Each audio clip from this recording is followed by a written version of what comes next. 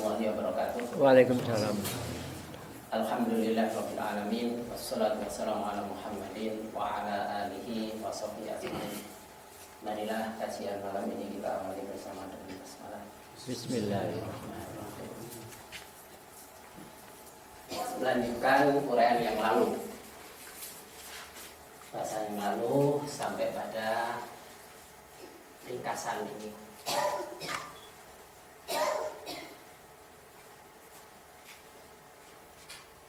Yang berprinsip dalam hidup yang ditentukan itu adalah keselamatan, selamat. Lalu pandangannya, pola pandangan bahwa apapun yang diperoleh itu semata-mata karunia Allah, pemberian dari Allah, tidak mengakui karena dari kehebatan diri, tapi tetap harap untuk senantiasa dilapangkan dan diberkahi dengan sikap dalam kerja, sebagaimana ritual syar'i, yaitu terus menerus dengan capaian mudah-mudahan diperoleh kemenangan. Semua itu angkanya 60. Ya, kalau dijumlahkan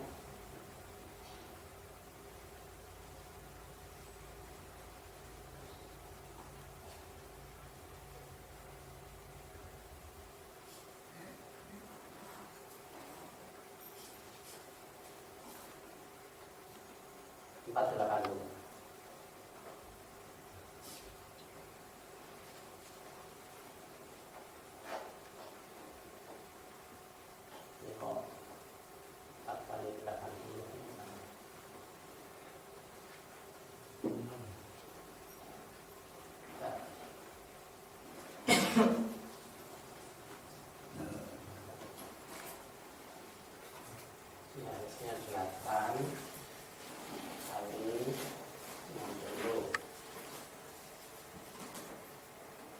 Oh, 480. 480. Dan kita merujuk pada surah 4 ayat 80.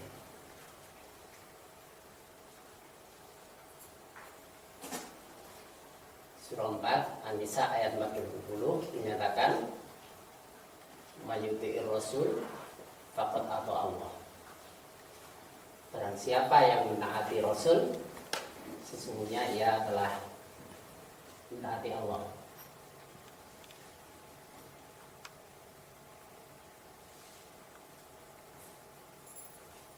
Urusan manusia itu sebenarnya sudah selesai kalau manusia itu taat.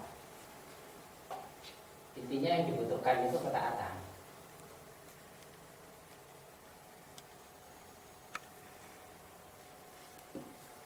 Yang taat kepada Allah itu tidak bisa dipisahkan dengan ketaatan kepada Rasul. Karena teladan untuk bagaimana mentaati Allah itu ya Rasul. Kalau kemudian orang mengambil jalan tidak sebagaimana jalan Rasul, satu sisi berarti dia merasa lebih tinggi kedudukannya daripada Rasul, atau ia membesarkan Rasul, dan itu sama dengan membesarkan Allah.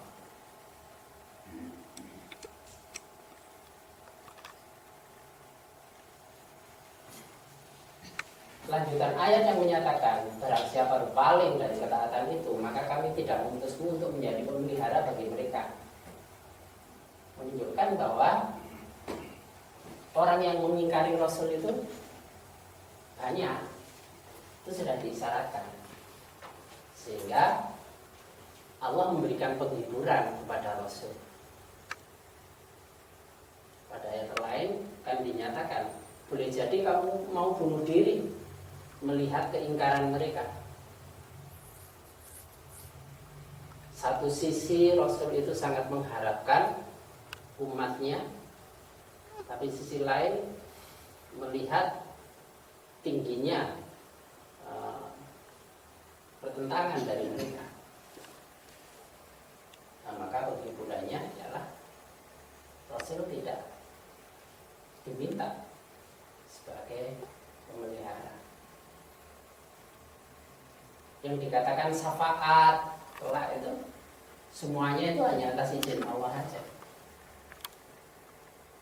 Tidak ada yang bisa memberikan syafaat kecuali dengan izin Allah. Jadi kalaupun Rasul itu memberikan syafaat, syafaatnya itu atas izin Allah. Nah, kita lihat mengenai ketaatan ini. Tadi ada kata yudiri dan ato'ah. Ini dibentuk dari huruf dasar yang sama, to'ah. To' wawu ain. To' huruf ke-16, wawu huruf ke-26, ain ke huruf ke-18, jumlahnya 60. 60 itu kata sa'i. Yang ain ya-nya itu 48. 48 itu Arafah. 48 itu surah Al-Fath. Yang kata Al-Fath itu angkanya 60. Itu persambungan huruf angka.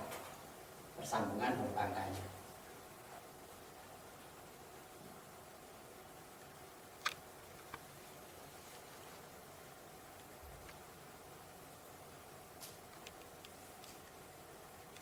Yang lalu kita membahas tentang titik, garis, dan titik. Ini dibentuk dari ritual atau simbol tawaf, yang ini sa'i. Titik itu bisa di atas garis, bisa di bawah garis. Ketika di atas garis dia menjadi nun, ketika di bawah garis menjadi ba. Garis ini sendiri menjadi alif. Karena ada garis di atas titik dan garis di bawah titik, maka garis itu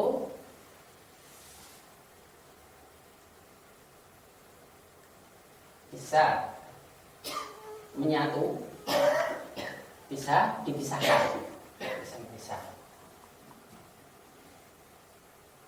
Karena itu ini bisa diperlakukan, bisa tampak terlihat sebagai satu garis, bisa dua garis, bisa satu garis, bisa dua garis. Dari itu terbentuklah secara huruf itu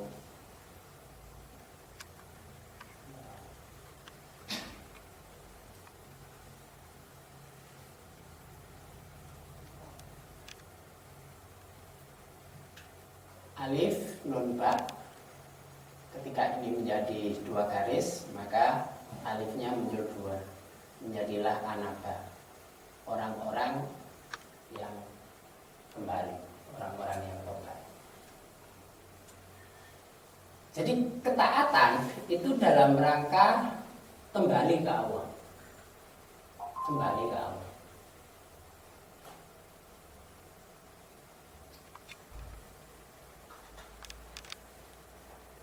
Karena manusia di dunia itu dalam proses perjalanan untuk kembali ke Allah. Sebelumnya sudah diperkenalkan kehidupan bersama Allah itu seperti apa. Mulai dari zaman azali ketika bermusyahadah melakukan syahadat yang awal, alastu birabbikum, dijawab bala syahidna pada masa musyahadah. Kemudian merasakan kehidupan surgawi, merasakan kehidupan surgawi, supaya mengenal kehidupan yang cocok dengan manusia itu seperti apa. simbol menyangkut kehidupan Nabi Adam. Kehidupan surgawi bagi fitrah itu ketika dalam kandungan. Itu kehidupan damai, tenang, itu ada di situ. Kemudian diperjalankan. Apa yang membuat manusia itu mau kembali? Kehidupan tenang, damai, bahagia dalam suasana surgawi itu. Perasaan aman, nyaman ketika dekat dengan Allah. Maka ketika diperjalankan dalam rentangan jarak dengan adanya sifat kerinduan, itulah yang akan membawa manusia mau kembali ke Allah. Nah, tobat itu menempuh perjalanannya itu yang disebut fisabilillah. Karena ada orang yang mau ke Allah tapi tidak fisabilillah, tidak akan sampai. Nah, karena itu dari tujuan maupun jalan itu harus sinkron, harus sama. Tujuannya ke Allah, jalan yang ditempuh itu jalan Allah. Jalan yang memang disediakan menuju ke Allah. Karena Allah menciptakan beberapa jalan. Itu sebenarnya apa? Jalan-jalan yang lain itu sebagai ujian. Manusia tetap pada jalur yang ditetapkan atau tidak. Ketika tetap pada jalur, itulah yang namanya ketaatan. Nah, nanti kita tunjukkan bahwa secara jasadiah titik-titik energi itu sudah taat. Semuanya tunduk. Taat, tunduk. Nah, tinggal aspek rohaniah itu yang grogoti, membuat manusia tidak taat, itu nafsunya. Kembali sebagai orang tobat itu, ini ketika alifnya jadi satu, sebagai seorang abdi, sebagai seorang hamba. Kedudukannya sebagai hamba, tugas pokoknya untuk taat sudah selesai. Kalau manusia kenal kedudukan di hadapan Allah itu sebagai apa, lalu tugas pokoknya itu apa, ya sudah, urusannya selesai. Menjadi masalah itu ketika manusia memposisikan diri tidak sebagai hamba, tidak sebagai hamba Allah, dan menempuh jalan di luar ketaatan ke Allah.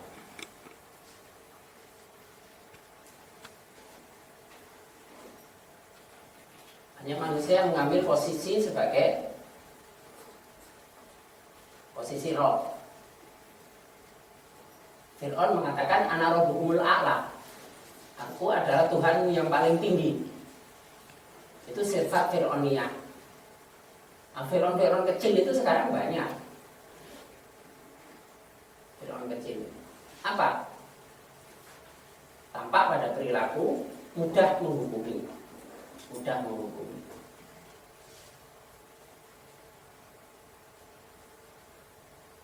Dia menempatkan diri sebagai Tuhan-Tuhan kecil. Sehingga seolah-olah dia yang paling tahu, dia yang menentukan seorang itu surga atau neraka. Tapi ketika sifat dasar yang dipakai itu taat, itu surga neraka itu tidak menjadi orientasi.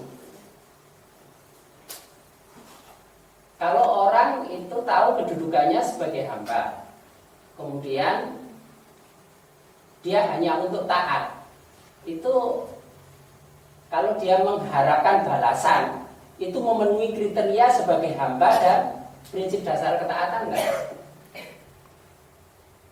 Kalau masih mengharap pahala, itu kan masih pedagang gitu. Masih jual beli. Walaupun dalam Al-Quran Allah juga menggunakan bahasa-bahasa jual beli. Allah telah membeli orang-orang yang beriman. Allah berjual beli dengan orang-orang beriman. Allah meminta pinjaman kepada orang-orang yang beriman. Allah minta tolong kepada orang-orang yang beriman. Walaupun ada bahasa-bahasa semacam itu, tapi itu bahasa apa? Itu kan bahasa rasa itu. Untuk mengutik rasa malu pada manusia itu.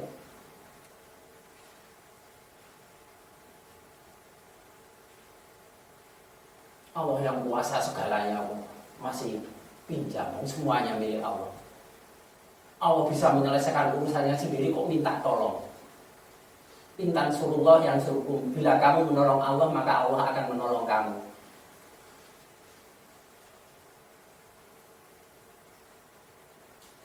Itu untuk mengutik rasa, supaya ada rasa malu. Misalnya, kalau dalam komunikasi bahasa Jawa, yang itu ada unggah-ungguh. Lazimnya yang basa krama itu yang muda pada yang tua atau yang tua pada yang muda? Muda pada yang tua, yang muda pada yang tua. Satu saat ketika yang tua itu basa krama pada yang muda, itu ya apa itu rasanya? Ini ngeten lho nak nggih, ini ngeten lho Mas nggih. Lah sing ngrasa nikmati ya waduh aku dihormati. Tapi kalau orang yang tahu diri, itu tamparan yang sangat keras itu. Misalnya sudah ngeyel, ngengkel, terus orang yang sudah tua itu menjelaskannya dengan bahasa halus. Itu tamparan untuk orang yang ya memang rasanya bisa tersentuh. Mereka tersentuh ya bodoh aja.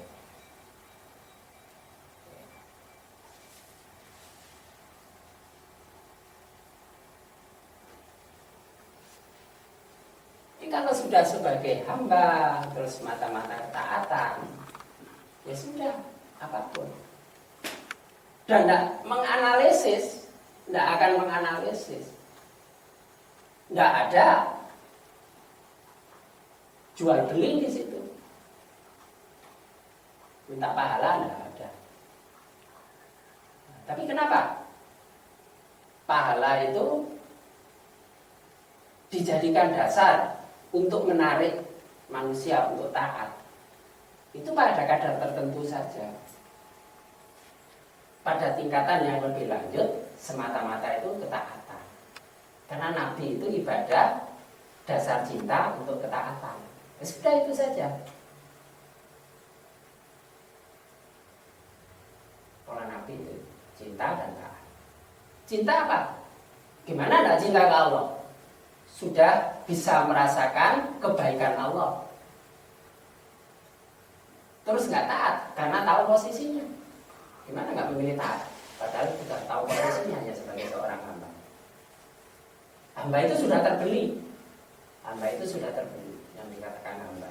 Sehingga bekerja itu nggak dapat bayaran.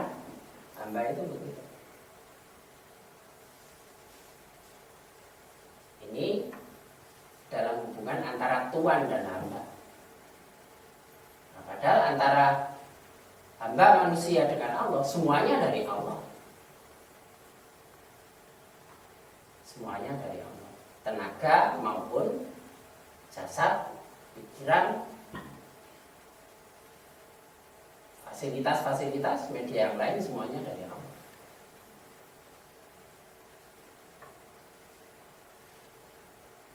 Kita lihat bagaimana hamba itu.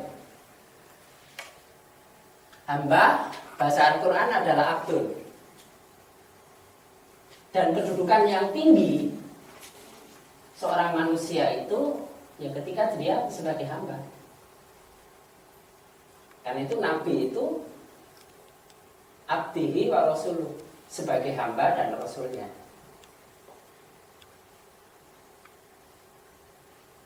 Kenapa Nabi itu di Isra Mi'rajkan? Karena posisinya sebagai hamba. Subhanalladzi asra bi abdihi. Bisa di Isra Mi'rajkan ketika orang itu predikatnya atau makomnya itu sebagai seorang hamba Allah.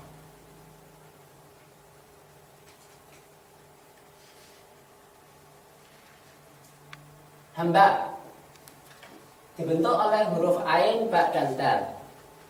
Mana ain? Jumlah huruf ain pada Al-Quran itu 9417. Jumlah huruf ba 11428. Jumlah huruf dal 5978. Ini seluruh huruf ain dalam Al-Quran, seluruh huruf ba pada Al-Quran, seluruh huruf dal pada Al-Quran. Jumlahnya 26823. Ini Abdul atau hamba. Yang kalau dipadat menjadi 21. Surah 21 menunjuk pada surah Al-Anbiya, Nabi. Nah, semua nabi itu menempatkan diri sebagai seorang hamba. Karena itu subhanalladzi asra bi abdihi. Rasul itu sebagai hambanya.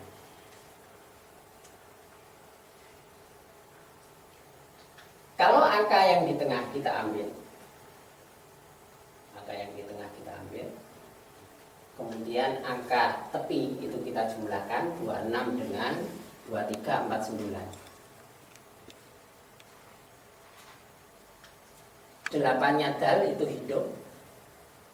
Lalu 26 dengan 23 itu fitrah sesuai dengan surah 30 ayat 30.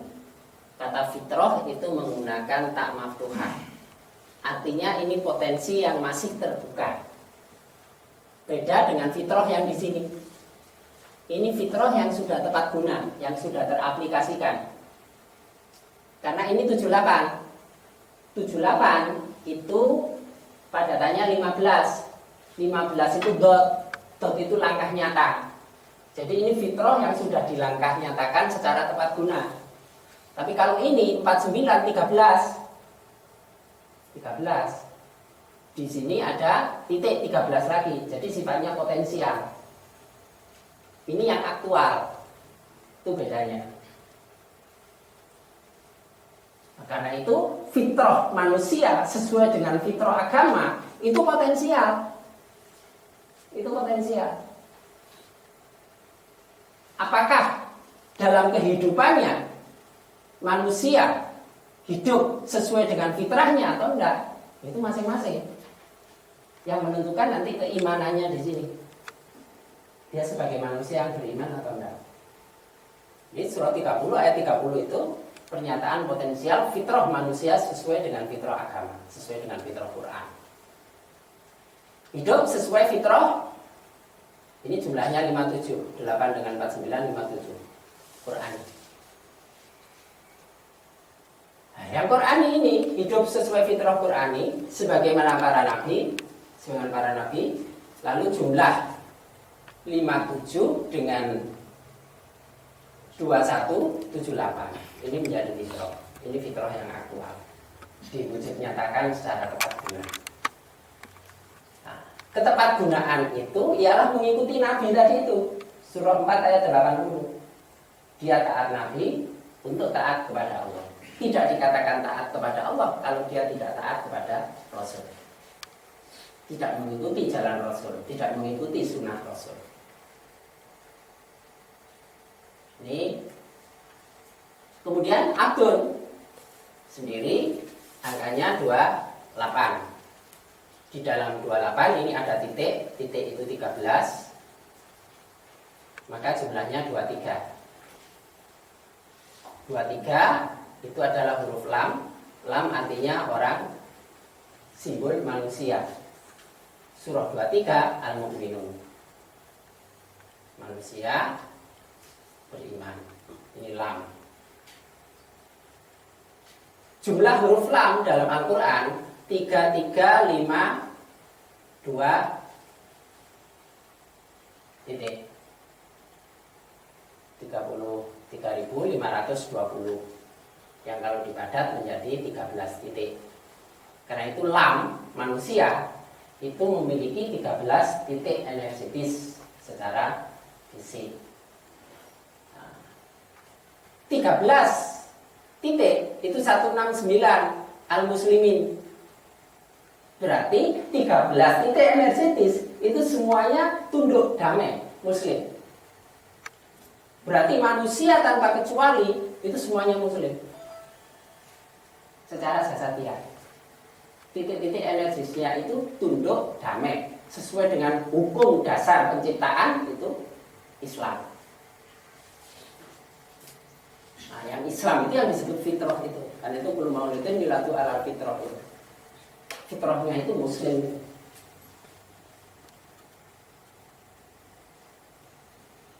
Muslimnya jasad apa?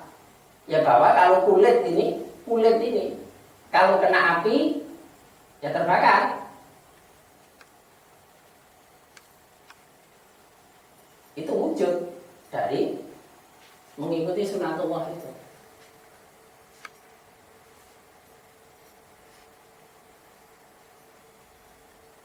Kalau kemudian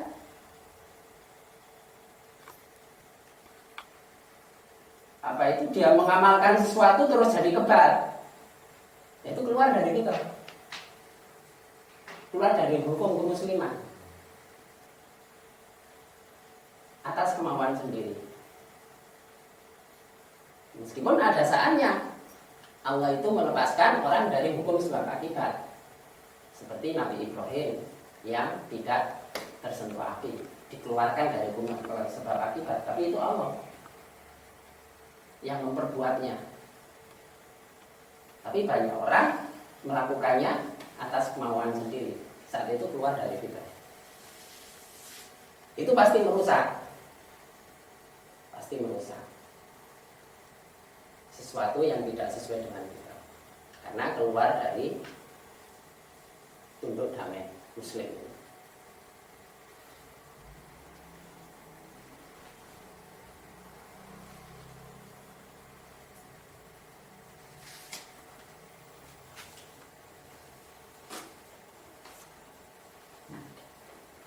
Walaupun kadang-kadang orang yang cari kemampuan lain itu dengan cara yang tidak di jalan Allah, itu menggunakan metode-metode yang seakan-akan bersifat agamis, seakan-akan Islami. Persoalannya sesuatu itu berada pada tempatnya atau tidak, itu yang menentukan. Sesuatu itu benar, tidak pada tempatnya itu salah. Orang baca Quran itu benar nggak? Bagus. Dibaca waktu sujud, benar apa salah? Salah. Karena Al-Quran nggak boleh dibaca waktu sujud atau rukuk.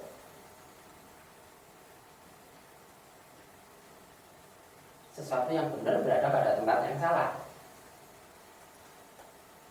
Bismillahirrahmanirrahim itu bacaan benar nggak? Benar, 3 nyolong. Iya. Ya tambah dosa double loh. Iya. Kalau gitu lek nyolong nggak usah baca bismillah.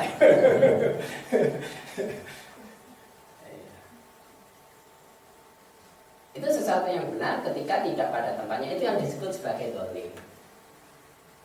Menempatkan sesuatu tidak pada tempatnya, itu yang disebut dolim.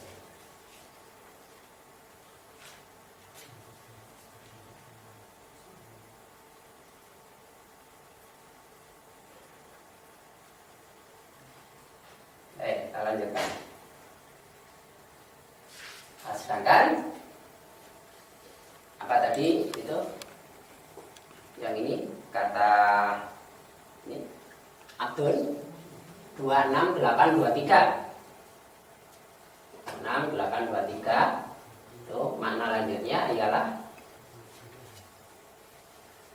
26 itu keindahan, Asy-Syu'ara, keindahan, angkanya 26. 8-nya dal, hidup, keindahan hidup. Kemudian setelah 8 tadi angka 23. Ini angka 23. Orang yang beriman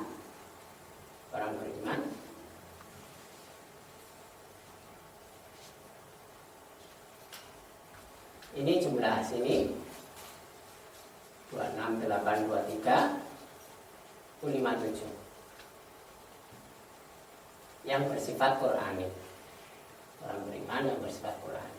Sehingga ukuran orang itu dikatakan iman atau tidak, itu standarnya, penteraannya itu tinggal nyocokkan dengan Al-Quran saja. Kecocokan, kesinkronan atau penyimpangan itu bagaimana? Ialah karakter keimanan seseorang dicocokkan dengan Quran. Ukurannya sudah tinggal itu. Jadi kalau beberapa sifat dari Al-Quran itu didaftar, kemudian yang tampak pada orang beriman itu diidentifikasi, tinggal dicocokkan. Tingkat pencapaiannya itu seperti apa? Kesinkronannya bagaimana?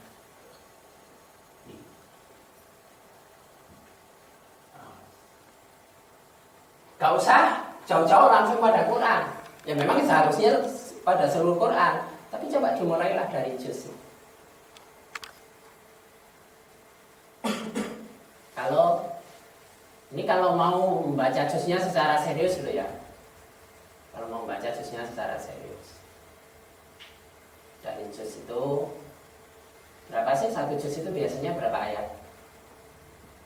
Yang umum sekitar 150 ya. Ada yang sampai 300 yang ayat-ayatnya pendek-pendek. Tapi ya kalau ayatnya yang agak panjang itu umumnya 150, 160. Itu kalau di daftar. Ada beberapa sifat karakter yang positif, ada beberapa sifat atau karakter yang negatif. Itu kalau mau serius bisa dilakukan sendiri pada juznya masing-masing. Pada juz ini ada sifat apa saja sih? Yang positif, yang negatif apa? Terus tinggal kejujuran diri saja untuk ngecek sejauh mana di antara karakter-karakter yang ada. Itu kalau mau ngaji lebih serius mengenai juznya. Jadi tidak sekedar dibaca gitu aja. Karena baca Quran itu arahnya pada perbaikan. Arahnya pada perbaikan ini. Pada perubahan ini, pada perubahan.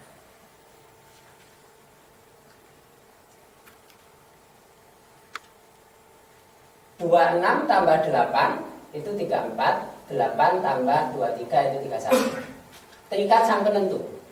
Jadi keindahan hidup orang beriman yang bersifat Qur'ani dan terikat pada sang penentu. Siapa sang penentu? Ya Allah. Faktor pengikat, al itu faktor pengikat, faktor penentu. Yang menentukan Allah. Yang berhak mengikat Allah. Mengikat sang penentu yaitu Allah. Dan mengikuti pola Muhammad dari rumus Muhammad 34. Di sini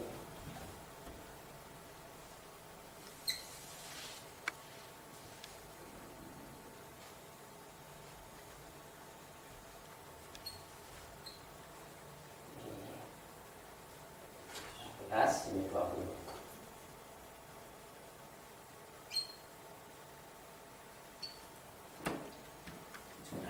Ini menjadi 34. Rumus deret hitung dan deret ukur.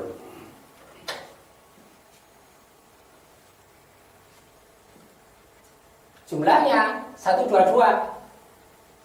Jumlahnya 122. 122 itu az-zakah, penyucian. 122 ini dipadat menjadi 5. Kalau titik dikeluarkan menjadi 5 titik. Tadi ada 13 titik, di sini 5 titik. Maka menjadi 18 titik. 18 titik itu sama dengan 18 baris. Karena itu Al-Quran dicetak setiap halamannya itu 18 baris. Jadi rumusannya seperti itu. Jadi Mushaf Utsmani itu disesuaikan dengan rumusan yang ada pada manusia. bukan dicetak secara acak gitu saja, tapi sudah formatnya seperti ini.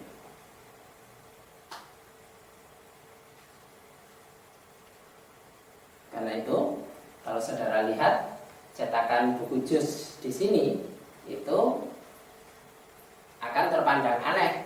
Kalau ini masih sembarangan ini nyetaknya, karena semua terjemah di sini kemudian huruf aslinya Arabnya di sini.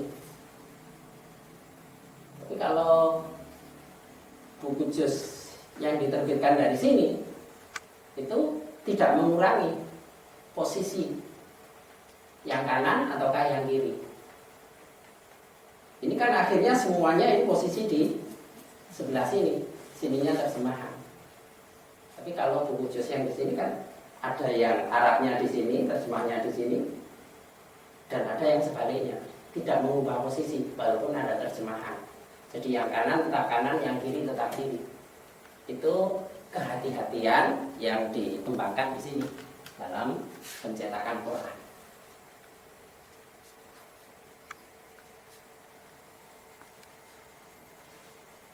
Ya kalau nggak ngerti ilmunya, ya nggak dipermasalahkan seperti itu. Hanya seperti itu, mungkin begitu pemahaman. Tapi karena ini nyangkut rumus dasar yang berkesesuaian dengan sifat dasar manusia, maka tidak diupayakan, tidak ada perubahan.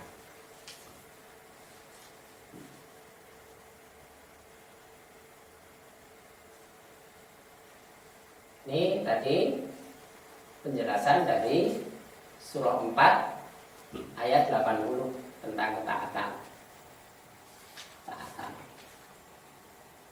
Taatan pada Rasul itu menunjukkan ketaatan pada Allah.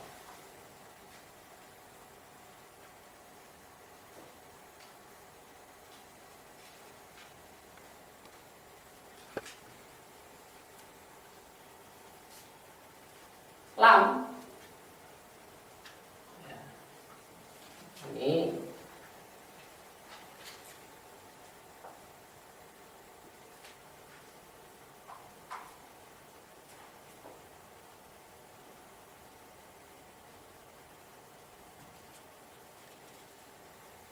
merupakan grafis garis vertikal dan horizontal. Lam, grafis garis vertikal dan horizontal. Vertikalnya ini nyangkut hablum minallah, horizontalnya itu hablum minannas.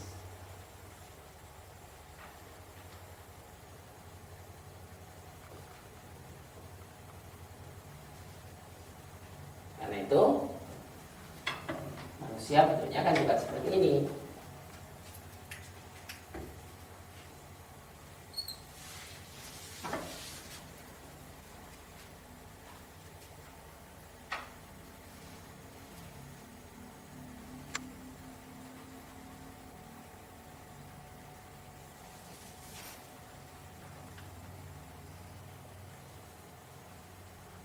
Yang ini memerlukan kesetimbangan dan mewujudkan, karena di mana saja manusia itu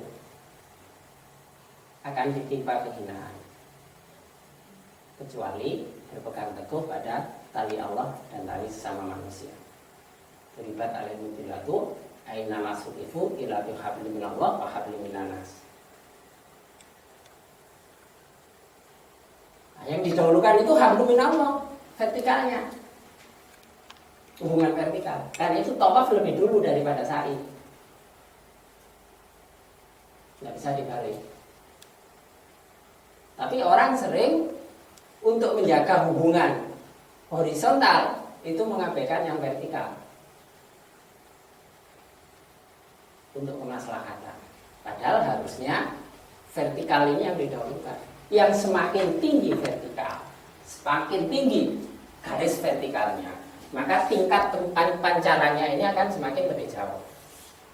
Jadi kalau ini tingkat pancaran di sini, kalau lebih pendek, ya akan menjadi lebih pendek. Kalau di sini, ya seperti ini. Kalau tidak ada hubungan apa-apa vertikal, ya nggak bermanfaat untuk siapa-siapa, nggak bermanfaat untuk sekitar. Nah, semakin tinggi, nah ini dia akan memberikan manfaat yang lebih banyak. Dan itu yang paling tinggi tingkat hubungan vertikalnya itu Rasulullah, maka tingkatnya rahmatan lil alamin, menjadi penyebar rahmat bagi semesta. Diikuti oleh sabiqunal awwalun dan seterusnya. Nah, tinggal kita berada di mana?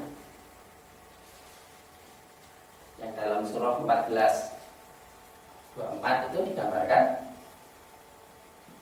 tingginya pohon dan lebarnya cabang ranting serta banyaknya buah. Nah, semakin tinggi pohon itu cabang rantingnya semakin banyak, buah yang disajikan juga semakin banyak.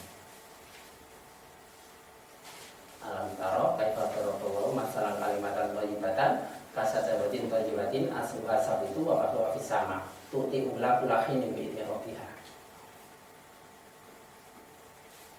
Itu keimanan kalimat thayyibah. Keimanan seorang semakin kuat, semakin tinggi, dia akan menjadi pohon yang semakin tinggi dan semakin besar, semakin kokoh. Cabang rantingnya menjulang ke langit, akarnya kuat tertancap ke dalam bumi.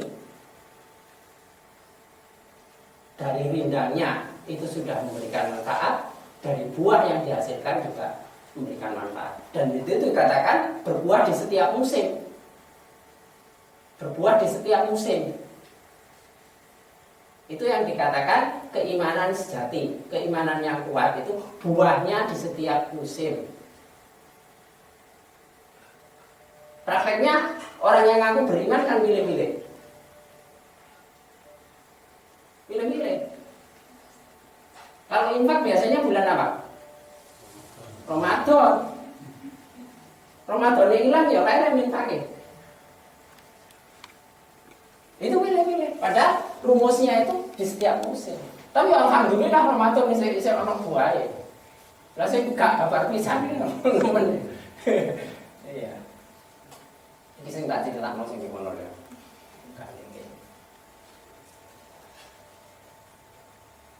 Orang lebih rajin ibadah kapan? Bulan Ramadan. Kenapa? Karena orientasinya pahala tadi itu.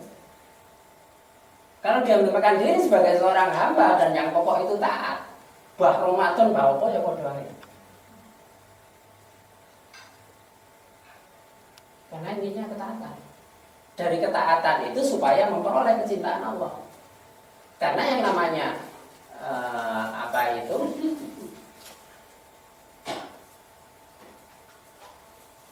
hamba dengan pencipta, itu yang dibangun itu hubungan kecintaan. Waladina amanu asyaddu hubbalillah. Rumusannya kan begitu. Orang-orang yang beriman itu punya kecintaan yang tinggi kepada Allah. Allah cinta pada orang-orang yang beriman, dan orang yang beriman asyaddu hubbalillah. Jadi ada hubungan timbal balik, cinta mencintai itu. Karena manusia diciptakan Allah itu memang dijadikan sasaran pandangan dan kecintaan.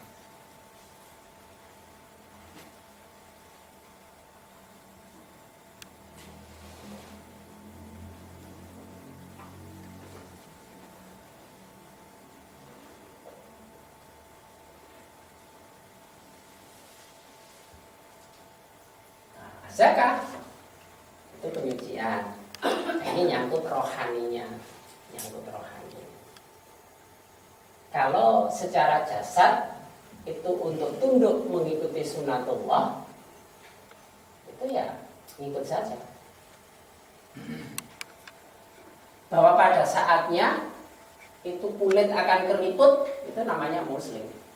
Saatnya tulang-tulang itu akan keropos, itu ketundukan. Pada saatnya rambut jadi putih, itu ketundukan.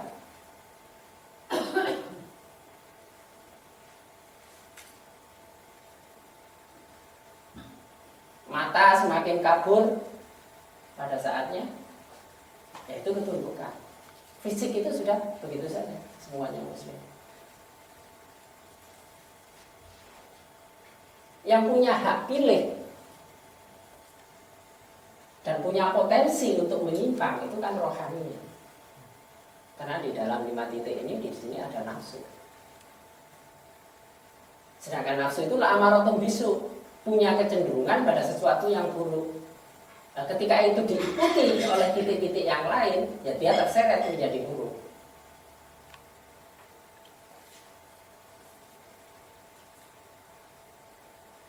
Nah, karena itu supaya tidak terseret ke arah menyimpang atau buruk, yang diperlukan itu adalah zakah. Penyucian. Zakat itu penyucian.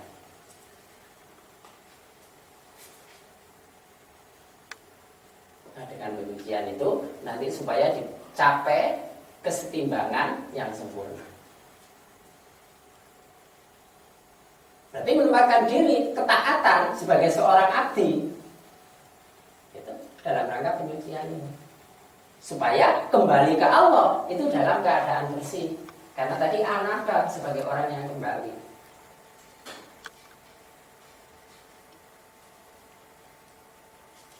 Ya kalau kembali ke Allah enggak dalam keadaan bersih ya enggak apa-apa. Tapi Allah kan suka yang bersih. Innallaha yuhibbut tawwabina wa yuhibbul mutatahhirin. Allah suka yang suci bersih. Nah, kalau hambanya itu kembali tidak dalam keadaan bersih, ya kan dibersihkan dulu oleh Allah. Selama di dunia manusia nggak mau membersihkan dirinya kok. Jadi kalau manusia tidak mau berusaha, tidak mau sa'ya untuk pembersihan diri di dunia, ya ada cara untuk pembersihan di akhirat. Itu yang dikatakan dimasukkan neraka dulu itu sebelum masuk surga.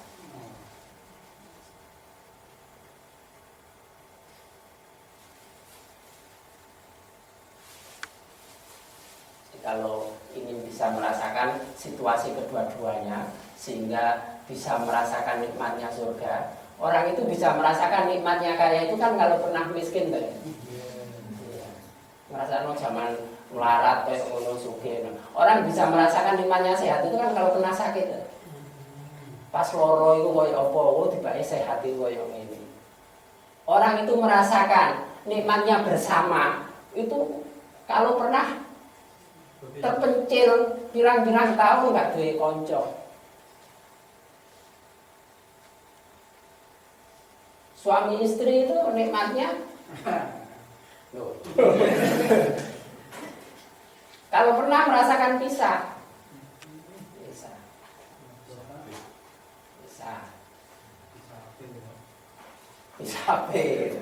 kumpul itu terasa betul.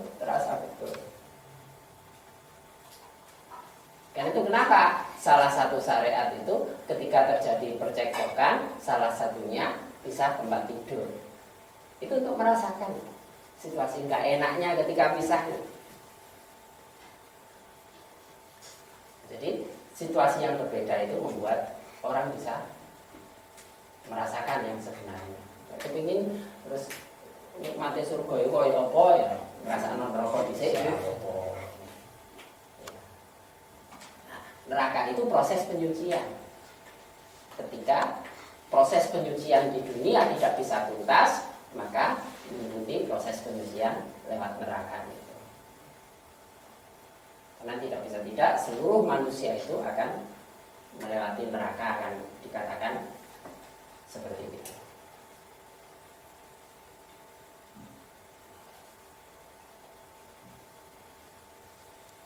Ini penyucian.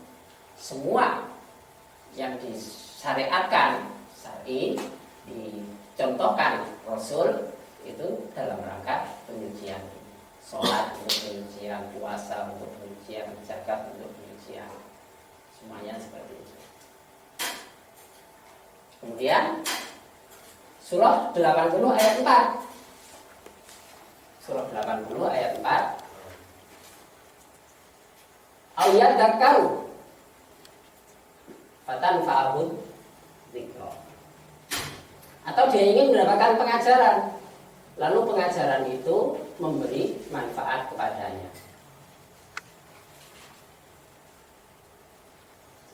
Adzikr itu pengajaran.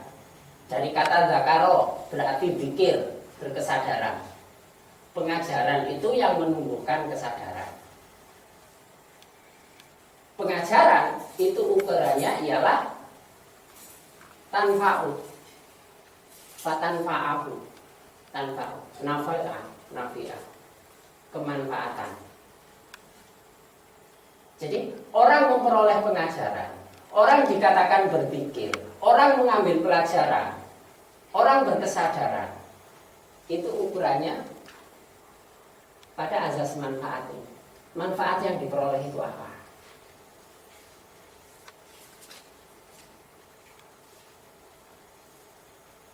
Zikir yang dilakukan itu mesti dampaknya pada manfaat. Kalau sholat itu sebagai al-zikr, sebagai zikir, sebagai pengajaran, mesti tidak lepas dari azas manfaat. Kalau Quran itu sebagai al-zikr, maka membaca, memahaminya itu tidak lepas dari azas manfaat.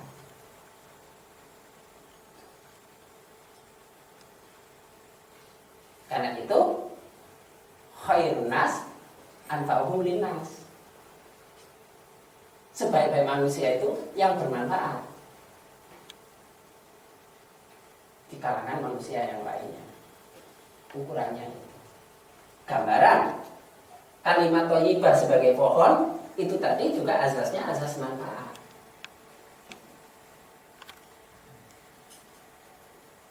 Dan itu kenapa Nabi menggambarkan orang beriman sebagai lebah itu untuk menegaskan azas manfaat itu.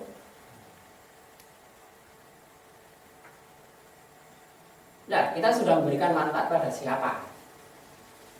Itu untuk ukur.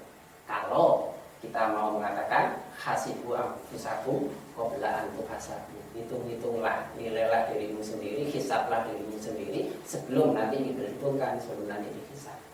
Karena tidak bisa, tidak semua itu akan melalui hisab.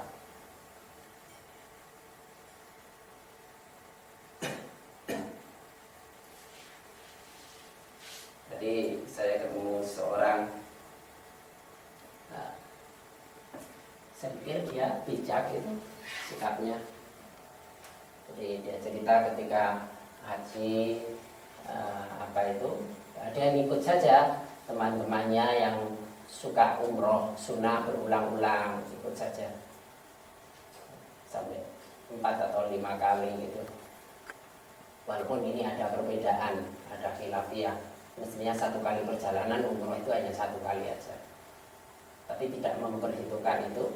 Jadi orang yang melakukan umroh keluar dari Mekah ke Tanim atau Sirona, umroh berulang, itu biasanya orang umrohkan bapaknya, umrohkan ibunya, yang sudah meninggal. Dia sudah beberapa kali umroh sunnah waktu itu.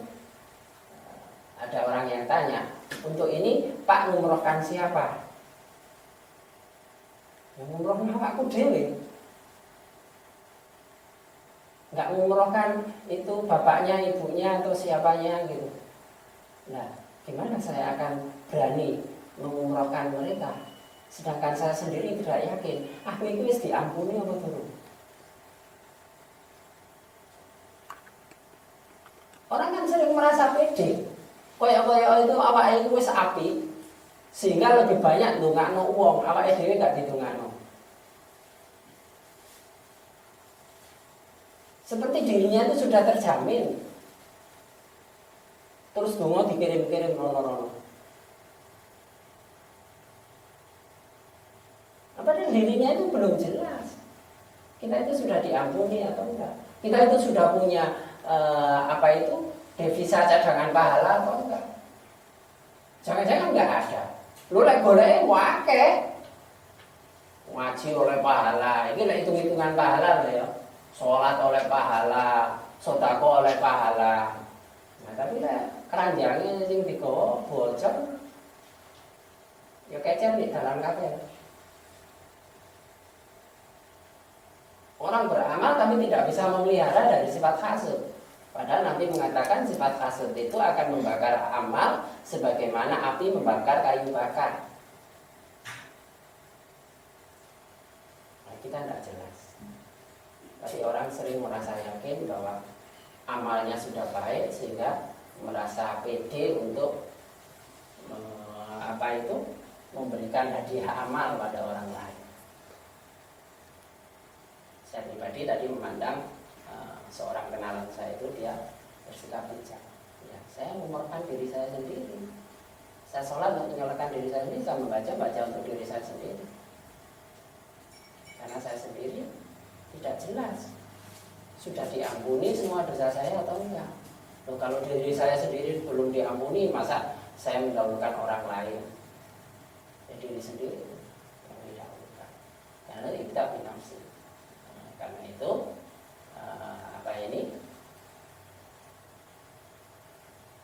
baca juz yang pokok ya, untuk diri sendiri, karena Al-Quran itu mengarah pada perubahan untuk diri sendiri. Jadi keempat ini perubahannya itu untuk diri sendiri. Baik, ada pertanyaan? Ya.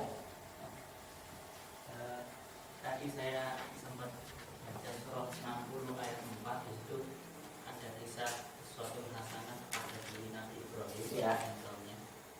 Terus yang menarik di saya itu bahwasanya akan ada perselisihan dan permusuhan selama kamu belum beriman kepada Allah saja. Ya. Itu apa kaitannya dengan taat itu? Soalnya kan kadang ada sama Muslim gitu, kayak kisahnya Abu Bakar dan Umar ketika Abu Bakar memerangi orang yang tidak mau berzakat, kalau Umar kan membiarkan aja karena mereka. Nah, ternyata yang kan yang ini yang sahabat Abu Bakar itu kaitannya dengan Iya.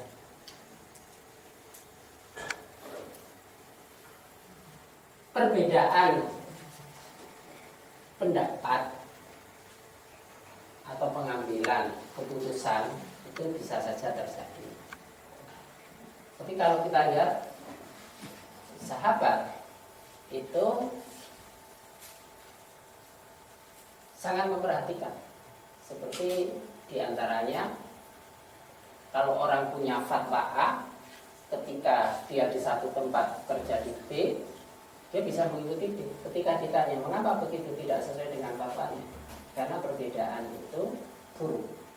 Seperti pernyataan Ibnu Mas'ud mengatakan, mengapa Ibnu Mas'ud itu melakukan sesuatu yang tidak sesuai dengan yang difatwakan, karena perbedaan itu buruk. Karena dasar keimanan yang tidak merasa dirinya paling benar, itulah yang bisa membuat bertahan ketika terjadi perbedaan antara Ibnu Mas'ud dengan Umar atau Umar dengan Abu Bakar, seperti itu tadi.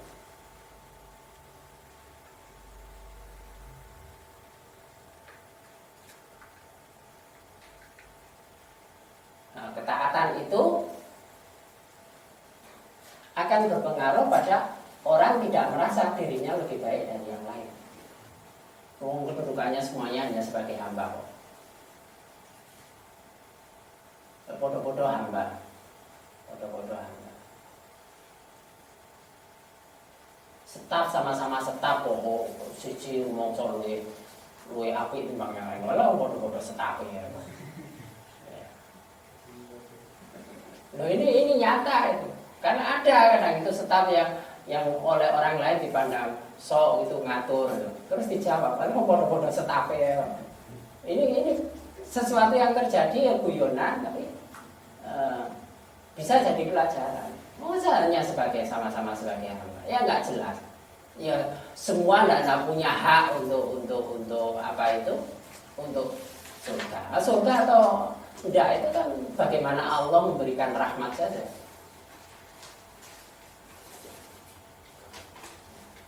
Kesadaran itulah yang membuat dia tidak merasa dirinya lebih baik dari yang lain. Nah, kalau semuanya taat, jadi kembalikan farudhu ilallah wa rasul itu tadi. Farudhu, setiap ada perselisihan, ada perbedaan, dikembalikan pada Allah dan Rasul. Apa? Menyerahkan urusannya. Kenapa? Karena Allah hakim yang sebaik-baiknya.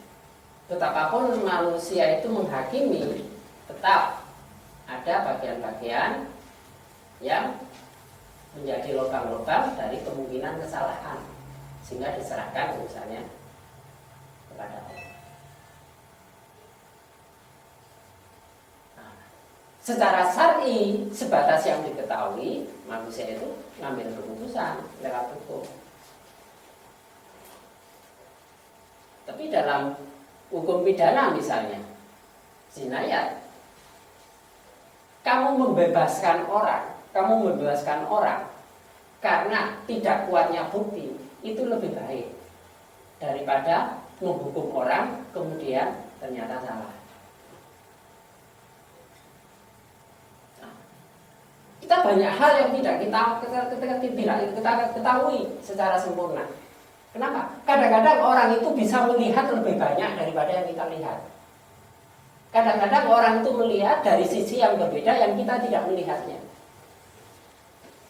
Tapi orang sudah langsung menghakimi.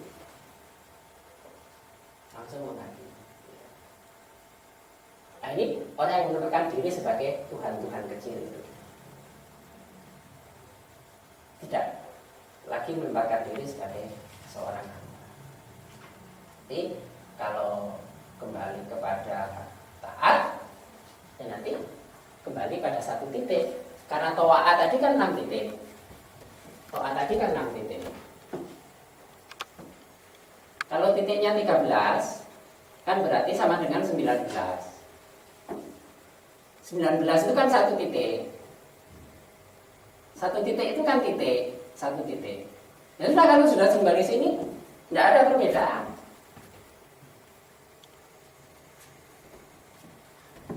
Terjadi perbedaan itu ketika garis-garisnya ini masih dimunculkan. Karena yang namanya garis itu dia bisa tampil seperti ini, bisa tampil seperti ini, bisa tampil seperti ini. Berbeda-beda. Tapi kalau sudah sampai pada titik, dimanapun titik itu bentuknya seperti ini. Jadi kalau orang sudah pada pandangan titik, pada pandangan hakiki itu nggak ada perbedaan. Soalnya di situ. Apa yang membuat perbedaan? Ya, pandangan-pandangan garis itu. Orang karena kacamata yang berbeda menjadi berbeda. Yang satu pakai kacamata biru, yang satu pakai kacamata merah. Ya tengkar. Karena jarak yang berbeda, orang bisa tengkar. Di samping keterbatasan kita terhadap fenomena garis. Kita lihat gunung itu kan seperti alus ya. Enak kayak pelorotan, coba pelorotan nomor. Apa betul? Kita bisa menemukan salah karena melihat jalan kereta api semakin lama semakin sempit. Ya, keterbatasan pandangan mata di situ. Tapi pandangan hakiki itu sudah utuh sama. Ada yang belum sambung? Jadi yang dimaksud tu'minuna billahi wahdahnya itu di situ Pak ya? Iya. Ada berkumpulnya pada satu titiknya. Iya. Iya. Sebagai hakim. Iya. Tapi munculnya permusuhan perselisihan di ayat itu yang dijelaskan itu kan berkaitan dengan munculnya masih ada garis-garis itu ya. Dan dia merupakan segi hakiki atau titiknya.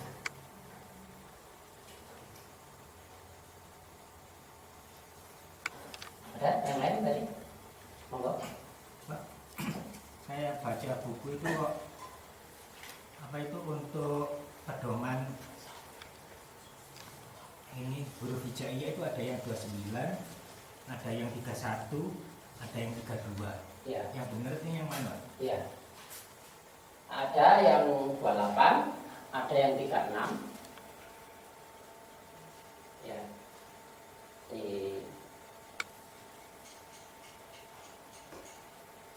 Kalau dihitung apa adanya saja, bisa jadi ada yang mengatakan 28.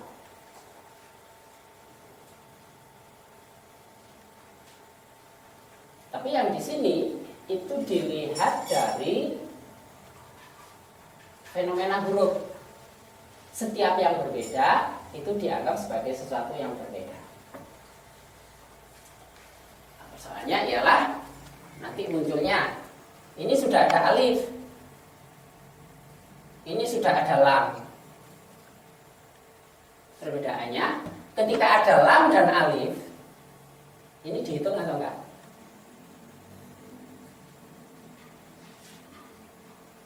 Kalau tidak menghitung ini sebagai huruf tersendiri, ya nanti hanya 29.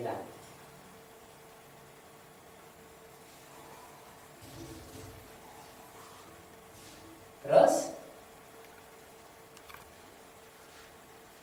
alif ini ada yang menganggap sebagai huruf atau bukan? Kalau didasarkan bahwa alif itu tidak bunyi, yang berbunyi itu adalah hamzah. Nah kalau itu ini tidak ada huruf, nanti maka menjadi 28. Nah, terserah yang mau dipandang seperti apa. Tetapi yang di sini itu setiap fenomena huruf yang berbeda itu dianggap sebagai satu satuan. Jadi alif ya alif, hamzah ya hamzah, hamzah ya hamzah.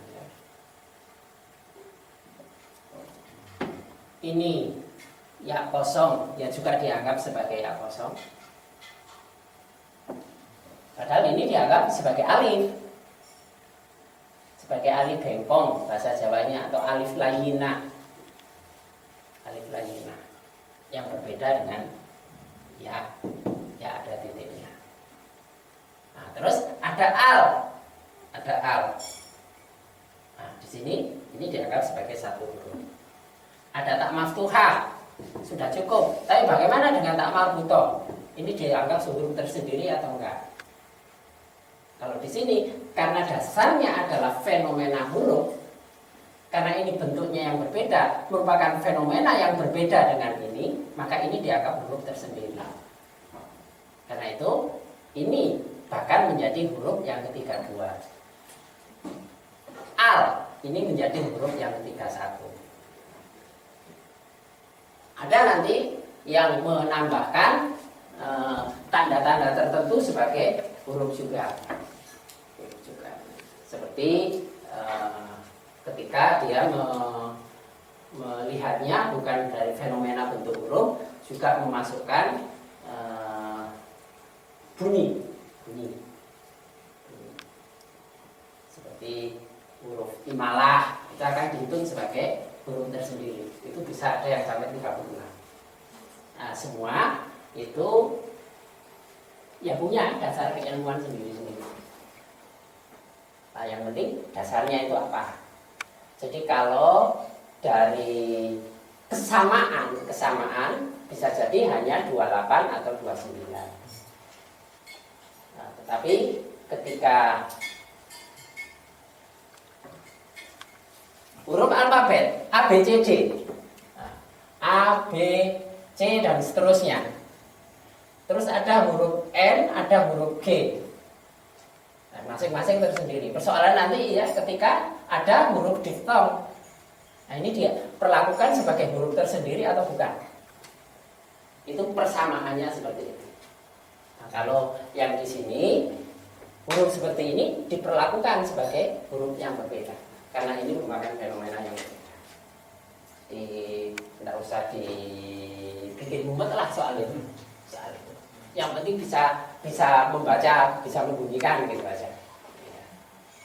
Nah, untuk yang menganggap 30, yang 29, 28 itu bagaimana? Ya Allah alam saya nggak tahu. Mungkin mereka punya penjelasan sendiri. Seperti karena kalau dihitung, alif sudah ada, lam sudah ada. Kenapa lam alif dihitung sebagai huruf tersendiri? Ya terserah. Tapi kalau ini melihatnya sebagai huruf fenomena yang berbeda, itu dihitung tersendiri. Itu dihitung tersendiri. Itu saja penjelasannya. Ya. Berarti yang kayak ini tadi kan contoh Pak ya, artinya ada perbedaan dan sebagainya. Kalau dikembalikan pada keinginan bilang wahdahnya itu Allah alim gitu ya, berarti kan ya sama Pak ya. Iya. Artinya kalau dikembalikan kepada Allah yang punya ilmu, yang maha berilmu, kayaknya kan ya bisa sama gitu. Iya. Nggak ada perbedaan gitu ya. Iya.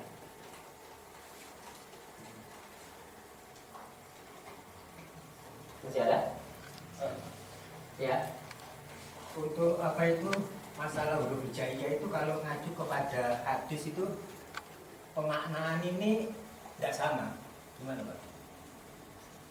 Pemaknaan gimana Pak? Ya seperti apa itu? Contohnya untuk satu itu alif kepala atau otak. Tapi kalau mengacu kepada hadis ini, saya pernah baca buku di Ismail Idris Mustafa ini ada maknanya sendiri.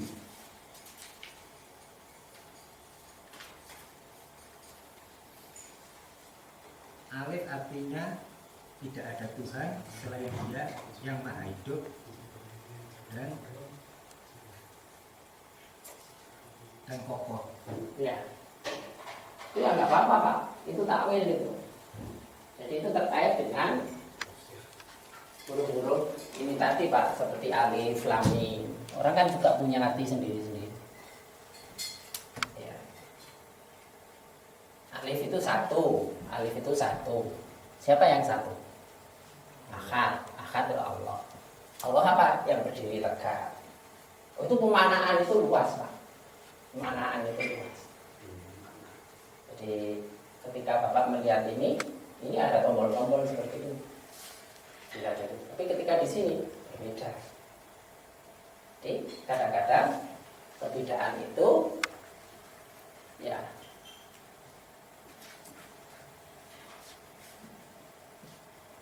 ini warnanya apa ya? Merah. Putih.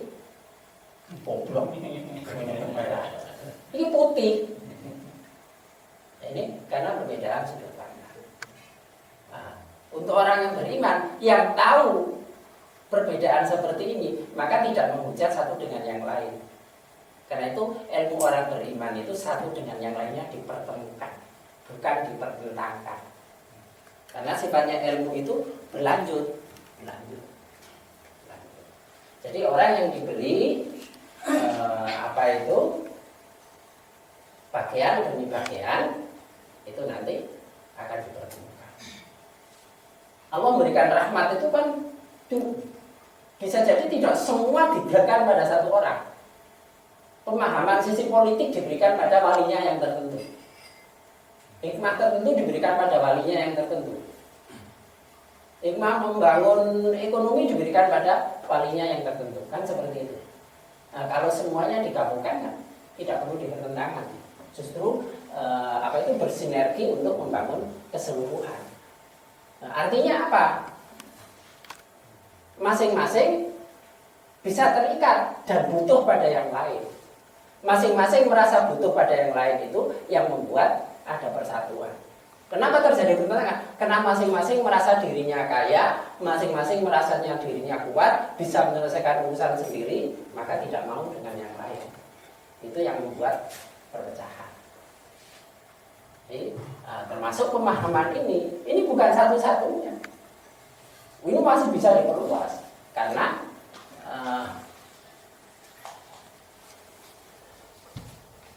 ini kan kalau dilihat dari simbolnya hanya seperti itu, pemaknaannya kan macam-macam. Kalau kita artikan satu merujuk pada surah satu, itu nanti pada Al-Fatihah. Pada Al-Fatihah. Kalau satu kita artikan pada yang tunggal, itu mengartikan ke Allah.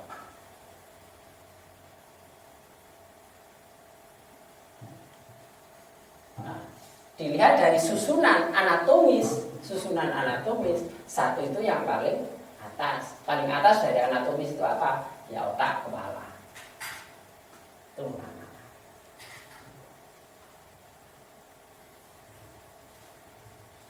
Jadi pembahasan yang ada itu tidak menutup jenis pembahasan yang lain. Ya. Nah, karena itu yang berbeda itu tidak akan disesatkan gitu loh. Jadi tidak khawatir yang berbeda itu nanti akan disesatkan. Silakan. Saya berusaha memahami dari penjelasan yang di depan itu Pak. Jadi bisa jadi pengikatnya itu supaya perbedaan itu tadi kan penyatuannya kan pada titik, Ya. pada pandangan esensi atau pandangan titik. Jadi di situ tertulisnya terikat sang penentu yaitu pola Muhammad. Ini saya ya bertanya untuk mengklirkan pemahaman saya Pak. Jadi pola Muhammad di situ itu tidak semata pola empiris yang Ya. dimaksud pola Muhammad di situ. Jadi Ya. kalau rumusan 34 itu kan setelah 8 titik baik deret ukur maupun deret hitungnya berakhir pada satu titik. Saya ngambil contoh dalam memahami hadis yang seringkali itu dijadikan ini sunnah atau enggak itu, yaitu janganlah apa Pak, memakai kain atau gamis melebihi mata kaki Ya. dikarenakan sombong. Ya. Nah, di situ paling mudah menangkapnya akhirnya pada kebanyakan menangkapnya itu pada sisi kainnya, pada di situ pada sisi kesombongannya itu. Ya. Nah, bisa jadi mungkin dengan berusaha melihat yang lebih esensi dari yang hanya bersifat empiris itu bisa jadi jalan untuk mempersatukan pandangan. Ya. Kira-kira. 34 itu kan kembali ke sini. 34 itu kan kembali ke sini. Jadi pada garis dan garis titik dan terakhir pada titik. Bagaimana? 34 itu kan ini.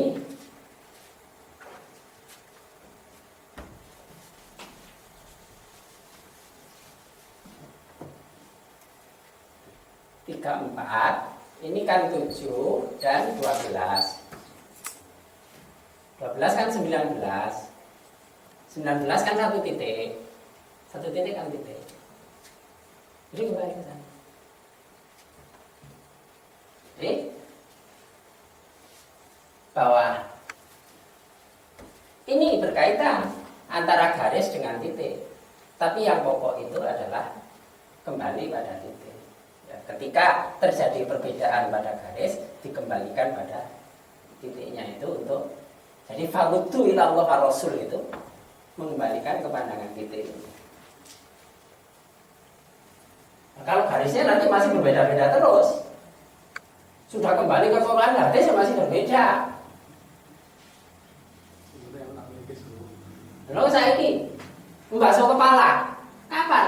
Sampai kiamat ya tetap berbeda. Sing diarani kepala itu ya sakmene iki, masuk kepala, itu kepala.